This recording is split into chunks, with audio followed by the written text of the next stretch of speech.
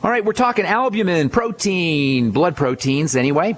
Albumin is the most important protein in the blood. It's a water-trapping, sponge-like substance. As we've been saying, low levels of albumin can be a cause of edema, that is swelling. Any long-term protein malnutrition can cause low levels of albumin, and that includes digestive problems and intestinal problems, as well as pancreatic problems or stomach acid problems. Really anything, any kind of digestive tract issue can cause protein malabsorption or protein malnutrition, and it can end up leading to edema or swelling. If it gets really bad, you can get something called kwashiorkor. Kwashiorkor is an African term, a Ghanese term for the sickness that older children get when new children are born. That's what kwashiorkor means. Refers to the fact that when moms wean their children off their protein-rich breast milk, at least relatively protein-rich breast milk compared to the other foods that third world indigenous populations sometimes eat. Protein-rich breast milk, when a child is weaned off of that protein-rich breast milk, it can precipitate protein malnutrition symptoms. The classic sign of kwashiorkor is swelling. It can occur in the feet, so-called pedal edema. That's swelling in the feet. And the classic swollen belly look that you see on the UNICEF commercials, and when you look at kids who are severely malnourished, that swollen belly look is a classic sign of kwashiorkor, protein malnourishment. It's the result of swelling, massive swelling into the abdominal cavity. It takes a lot for that to happen. But many of us can be suffering from less dramatic versions of kwashiorkor, so-called subclinical versions. That means kwashiorkor, or protein malnutrition. That's not big time where you have a swollen belly like a little kid in a third world country, but you may have a little swelling. You may just have a little bit of swelling in the legs or a little bit of belly swelling. If you take prescription drugs like beta blockers or prednisone or any cortisol-type medications, these are likely to make your swelling worse, or it could even possibly cause swelling, which is kind of ironic considering that swelling and edema can put a serious stress on the circulatory system that doctors are treating with beta blocker drugs, but that's a whole nother story. Kwashiorkor, and that's spelled Kwashiorkor,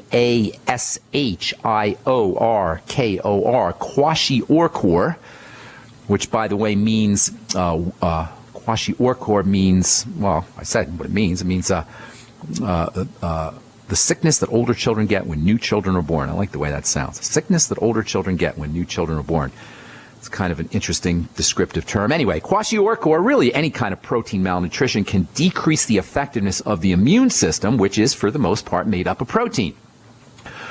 Antibodies, immune globulins, other defensive chemicals, cytokines, these tend to be peptides and proteins, and one of the key signs of protein malnutrition is chronic infections, chronic viral infections, for example. If you get a cold, every time a cold comes around, or if you're subject to the shingles virus, if you're getting any kind of chronic infections, or if you're not healing, you may be dealing with a protein malabsorption or a protein malnutrition problem. As we get older and our digestive health starts to suffer, we are more prone towards these kinds of immune problems. This is why the elderly are the most likely to get opportunistic infections. An opportunistic infection is an infection that just waits around for you to become weak.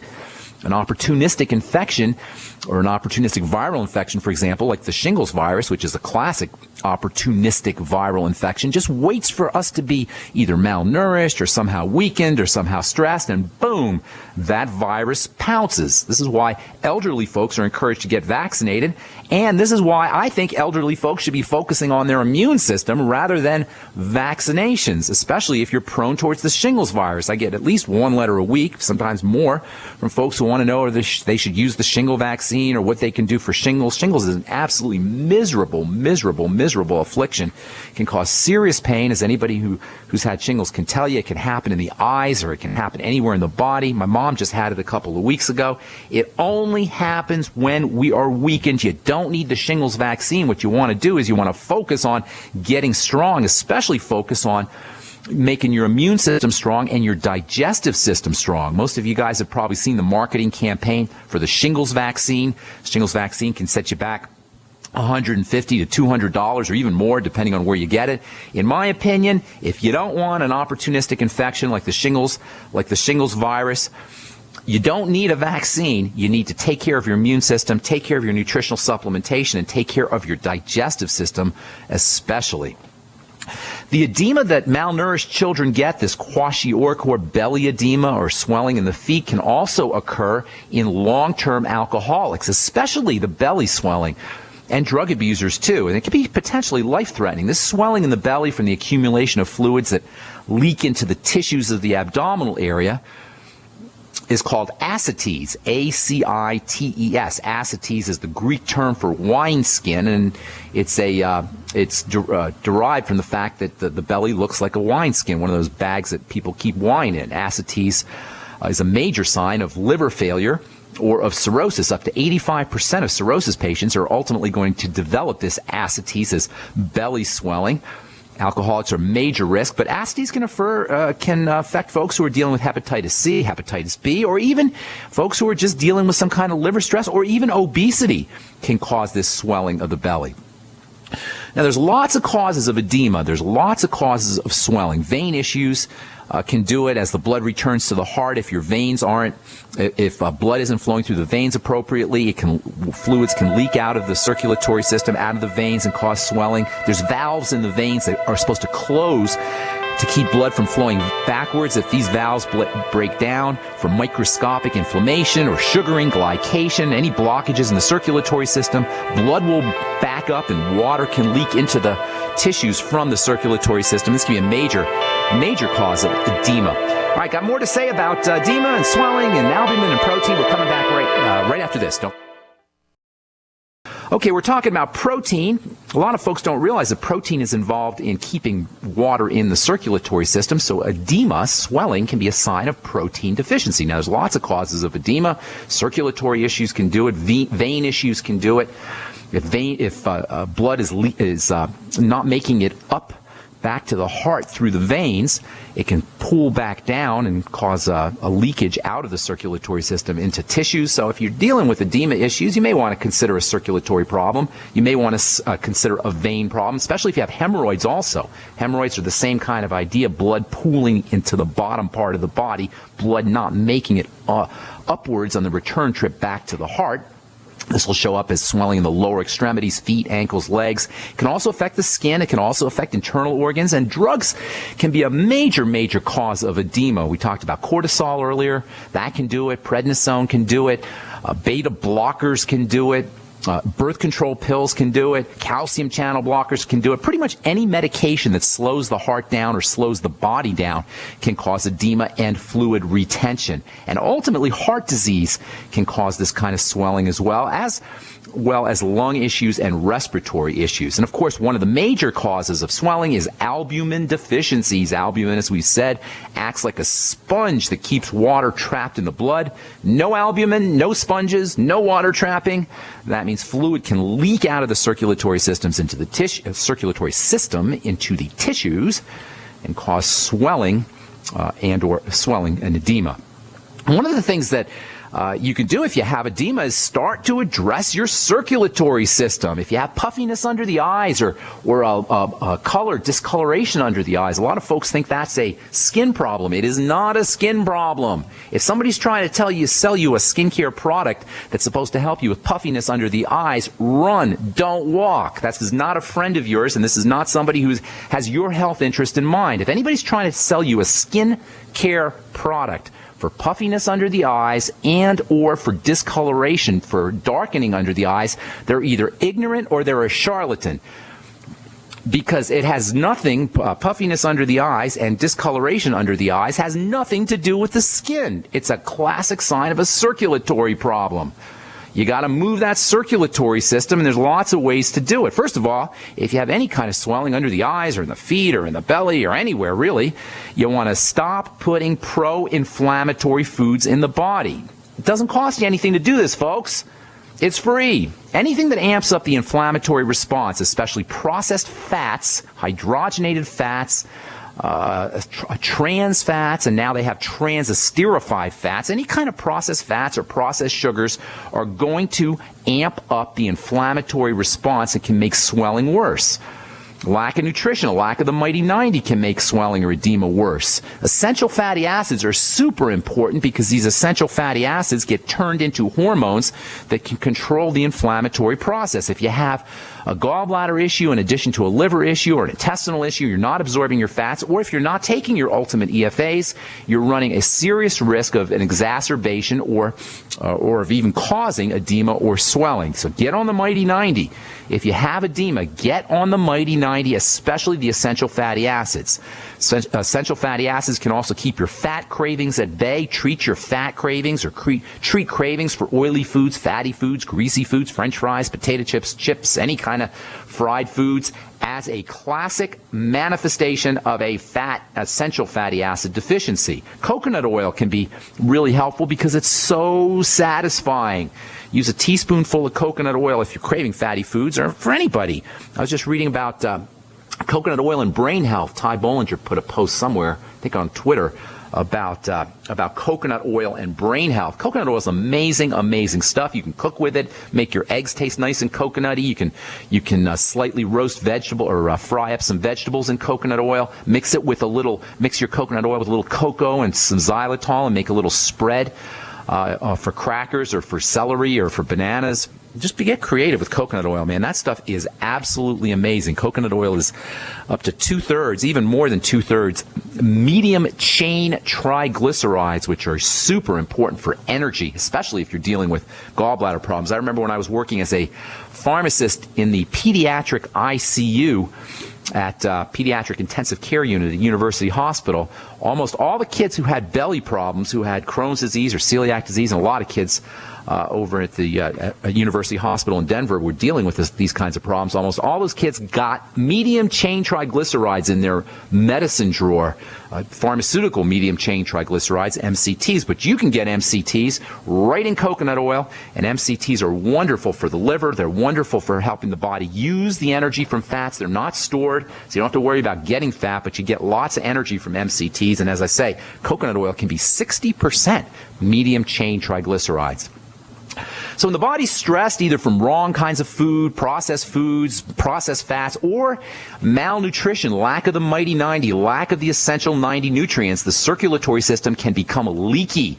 The circulatory system prepares for battle by kind of opening up a little bit. Picture a tube made of cells, and those cells are kind of like the waterproofing on a boat. They provide a tight seal for the circulatory tubes. But when the body's preparing to fight an enemy, these cells kind of expand, and the ordinarily tight junctions between the cells starts to open up. Fluid can leak out into the tissues, and if you have a protein issue, malabsorption or malnourishment, it can make things worse.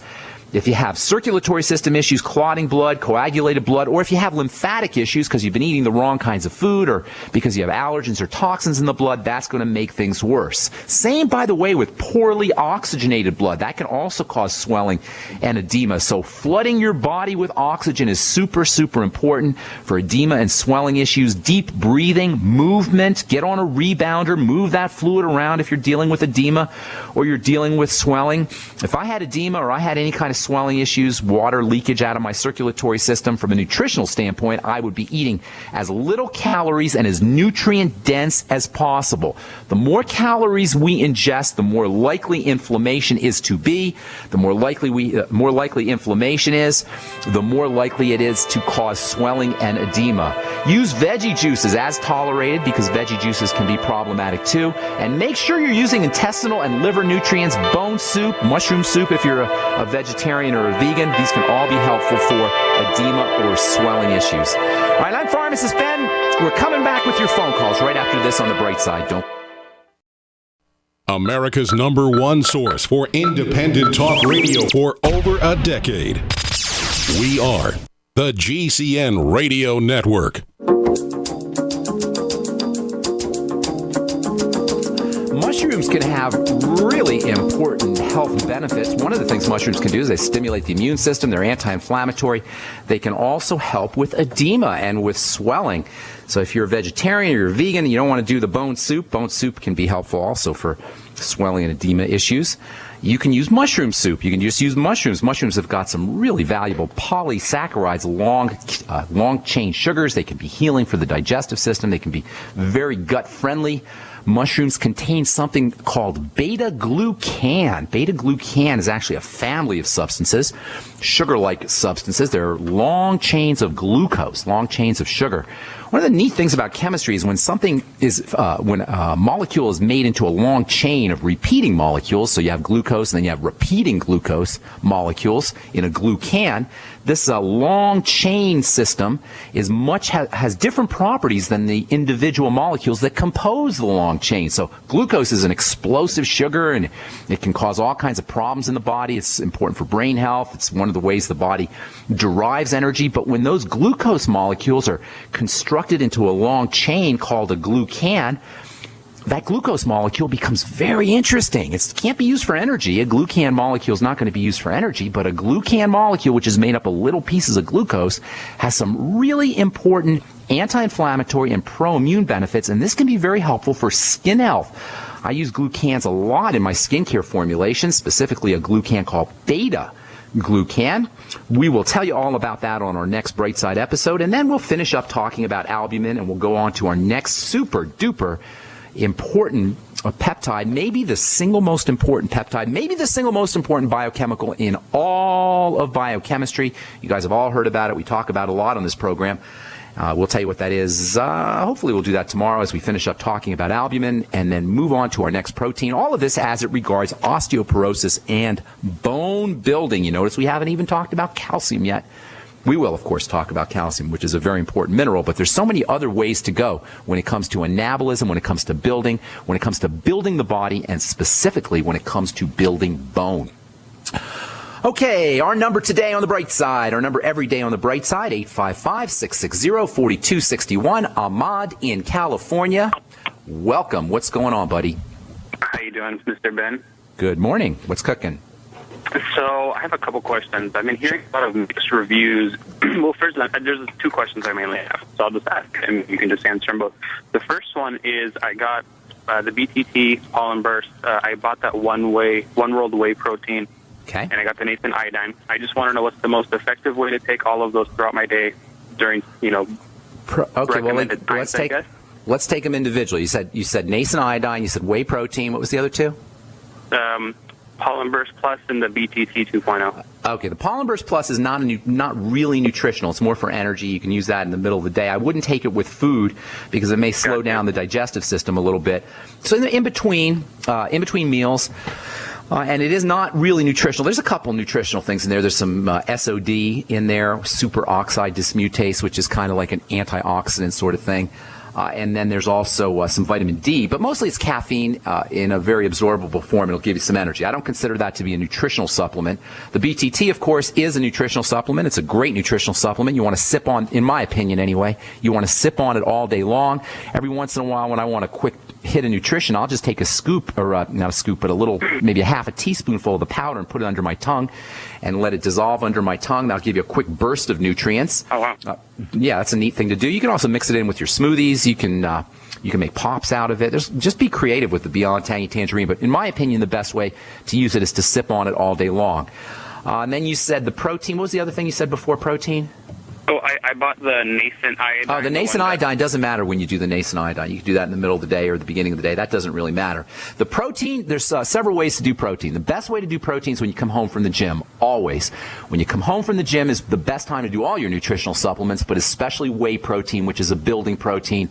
It'll help restore amino acids into the bloodstream and give your body the raw materials it needs to build muscle right away. Right when you come home from the gym, that's going to be the best time to do all your nutrition, but especially building nutrients like creatine or protein or the B complex or minerals. The next best time to do your protein powder, in my opinion, is first thing in the morning. Also, before meals, especially if you're trying to lose some weight, protein's very satisfying and very filling. If you're going to go to a party, if you're going to go to Thanksgiving dinner or a Thanksgiving buffet, or now the holiday season's coming up and everybody's doing these, there's all these desserts and candies and cakes that are so easily and readily available. If you do protein before you go off to your office party or your Christmas party, do some of that One World Way, you'll find that you're snacking much less. So that's another good time to do it. And then before you go to bed is also a good time to do it. The body is using protein to build while you're sleeping.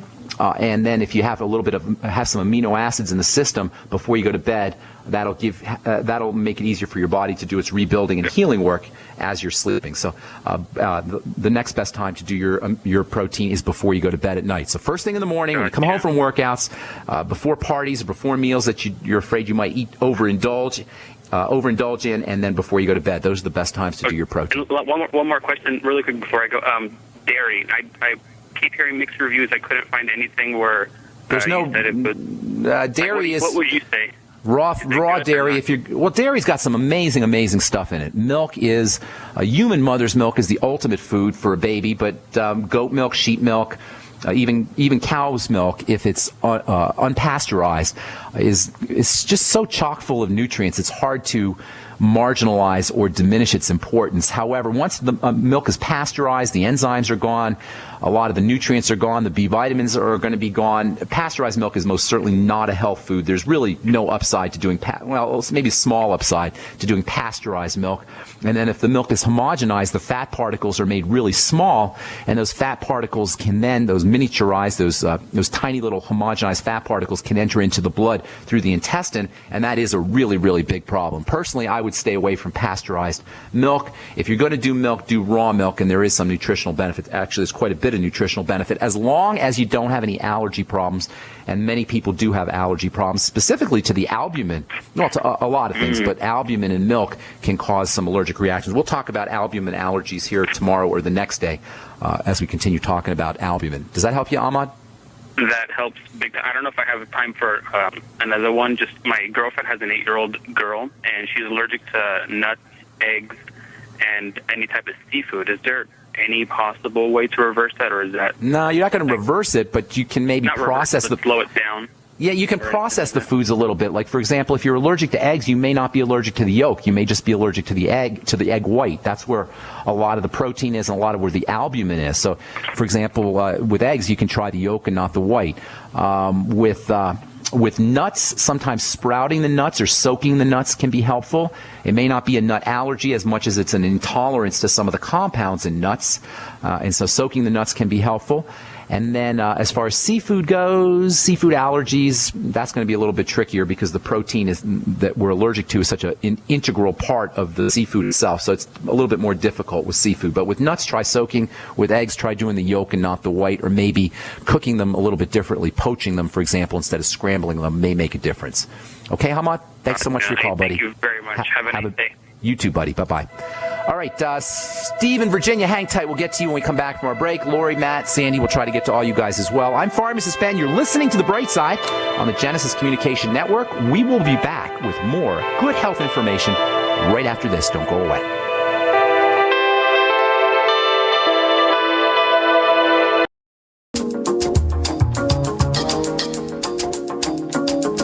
All right, we're back on The Bright Side. Steve in Virginia. What's going on, my man? Steven in VA. What's up, Steve? Steve in Virginia. Hey, talking to you again. We just talked briefly last Friday morning. Okay, remind me. And it was about my daughter. She had a bad reaction, and I guess I don't know what it was, some food maybe. But what it did was hospitalized her. I just want to take about 30 seconds to tell you kind of briefly what happened to her. Sure. And I'll let her listen to these archives for the day, and you can tell her what maybe she can do about all this, if you would. Okay, well why don't you just give me a little bit, a short synopsis, real brief, bullet points. Okay. Like I said, she was eating that peanut butter jelly sandwich, and she, broke out real bad, had to go to the hospital. They kept her overnight and did blood work. They said, we don't know what's wrong with you. So they sent her home the next day, and she was real sick. They gave her those shots to, for people that's allergic to, like, bees and stuff like that. Right. What does she have? Skin problems? Just tired, fatigue? She started breaking out real bad in welts that look like the hives, and they're swelling her throat up and hard for her to breathe and all that stuff. Sounds like a peanut allergy, and that can be very, very serious stuff. Peanuts are, they're not great. Peanuts are not great, put it that way. There's a lot of problems associated with them. Allergies are just one of them. Peanuts are legumes. They're not nuts. They're beans, technically, and a lot of people react to them. I would personally be staying away from peanuts. There's no upside to using peanuts. You can use almonds and get the same protein value. There's some things in peanuts that are valuable, certainly, but given the allergenicity issue and the toxicity issue, peanuts can be a source of something called aflatoxin, which can be a problem. By the way, peanuts contain albumin, which, as we'll talk about tomorrow, can be very allergenic. So I would be personally staying away from peanuts. In the meantime, Steve, the go-to medical treatment that you can use at home for allergies is Benadryl. Any kind of allergic reactions, you want to think about Benadryl. Benadryl is an antihistamine. Histamine is the chemical that's released that is responsible for a lot of symptoms associated with allergy. Antihistamines can suppress that. So in the meantime, until that the peanut or whatever it was clears out of her system, make sure she's using a little bit of Benadryl, 25 milligrams a day, and lots of water can help dilute some of that toxicity and allergenicity.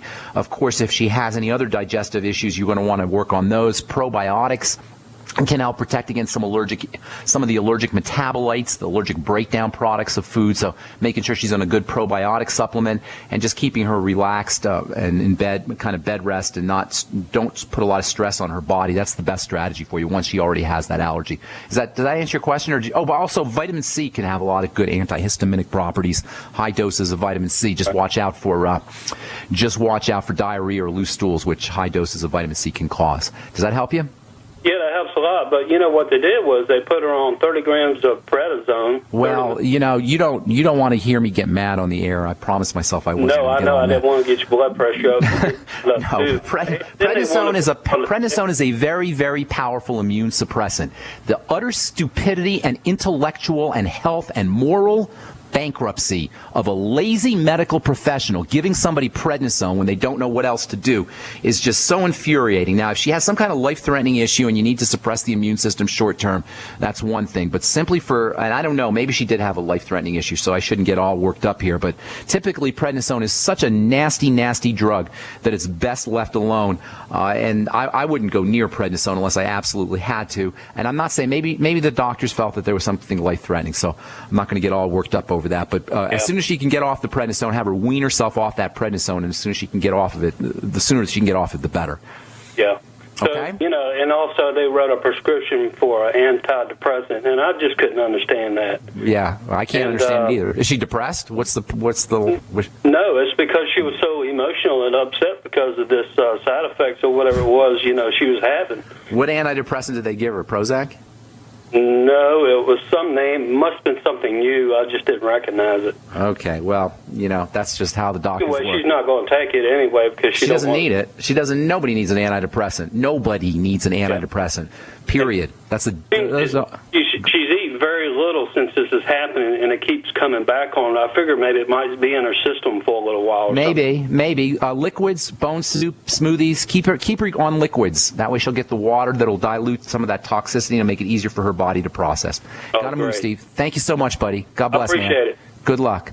All right. I shouldn't say nobody needs an antidepressant. I don't, if you think you need one, then you need one. But maybe we should figure out what's causing the depression first.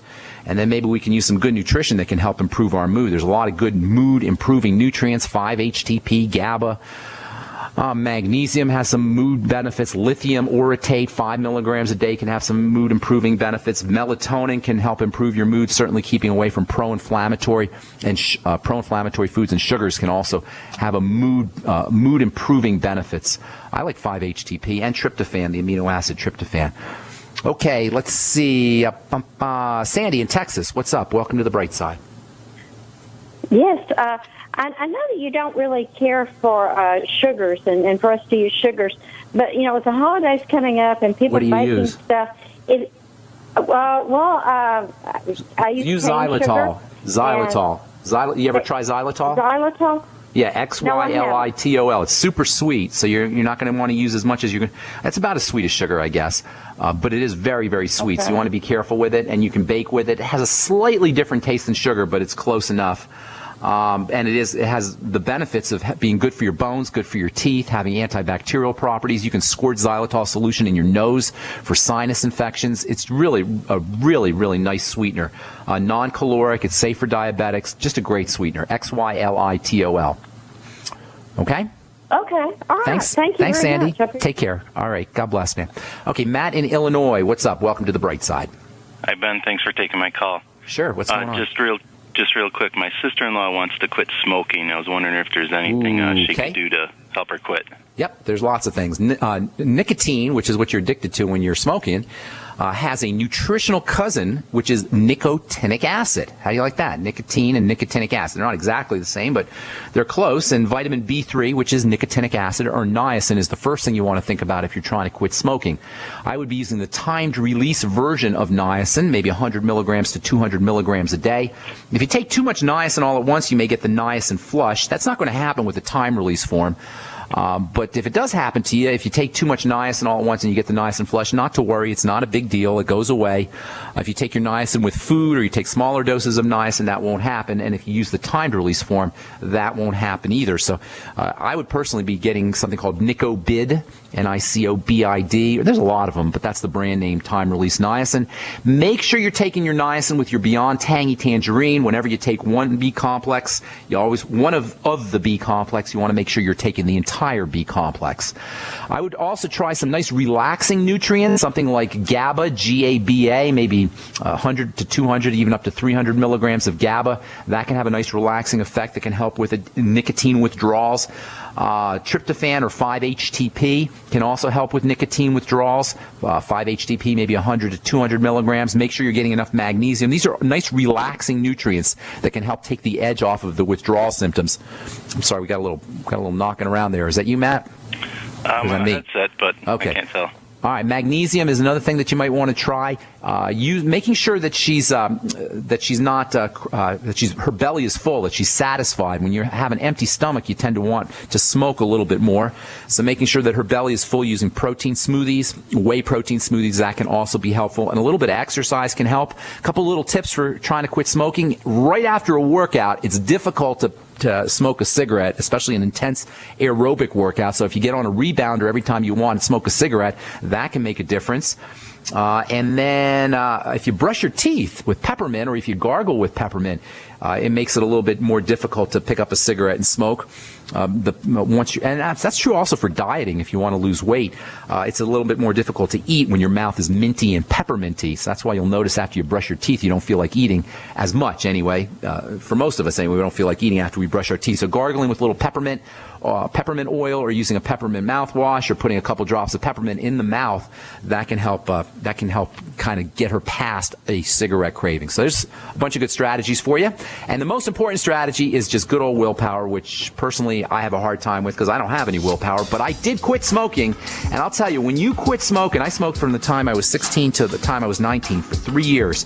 And I tried to quit, and I tried to quit, and I tried to quit. And when I finally kicked the habit, when I finally smoked my last cigarette, I cannot describe to you how good it felt.